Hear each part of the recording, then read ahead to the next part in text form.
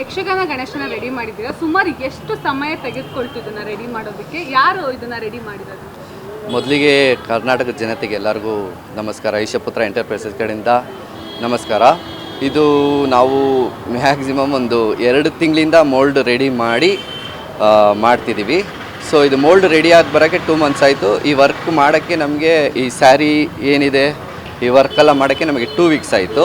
ಇದು NR arts Naveen ಅವರು ready ಮಾಡಿರೋದು. ಮತ್ತು ಈ ಮೋಲ್ಡ್ ಬಂದು ನಾವು ಕೊಲ್ಲಾಪುರಿಂದ ಒಬ್ಬರು ಕುಂಬಾರರಿದ್ದಾರೆ, ಅವ್ರನ್ನ ಕರೆಸ್ಕೊಂಡು ಶಾಡೋ ಕ್ಲೇ ಅಂತ ಒಂದು ಕ್ಲೇ ಬರುತ್ತೆ, ಅದರಿಂದ ಮಣ್ಣಿನ ಗಣಪತಿ ರೆಡಿ ಮಾಡಿ ಕರ್ನಾಟಕ ಮಾತೆ ರೆಡಿ ಮಾಡಿ ನಾವು ಕಾನ್ಸೆಪ್ಟ್ಗೋಸ್ಕರ ಇದು ರೆಡಿ ಮಾಡಿದ್ವಿ. ಇದು ಬಂದು ನಾವು ಯಕ್ಷಗಾನ ಆರ್ಟಿಸ್ಟ್ ಎಷ್ಟು ಜನ ಇದ್ದಾರೆ ಅವ್ರಿಗೋಸ್ಕರ ಟ್ರಿಬ್ಯೂಟಾಗಿ ಮಾಡಿರೋದು.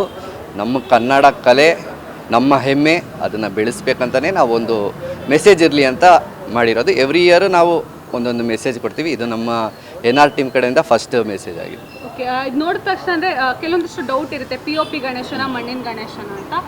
ಇದು ಯಾವುದು POPನ ಅಥವಾ ಮಣ್ಣಿಂದ? ಇದು ಶಾಡೋ ಕ್ಲೇ ಅಂತ ಮುಂಬೈಯಲ್ಲಿ ಕ್ಲೇ ಬರುತ್ತೆ. ಸೊ ಇದು ಮಣ್ಣಿನ ಗಣಪತಿ. ಇದು ಟೋಟಲ್ ಆಗಿ ಶಾಡೋ ಕ್ಲೇ ಅಂತ.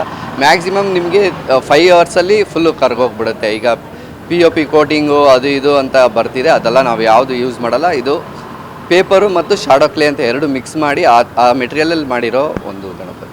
ಓಕೆ, ನಾನು ಕೇಳ್ದಂಗೆ ಎಷ್ಟು ಸೇಲ್ ಮಾಡಬೇಕು ಅಂತ ಅಂದ್ಕೊಂಡಿದ್ದೀರಾ?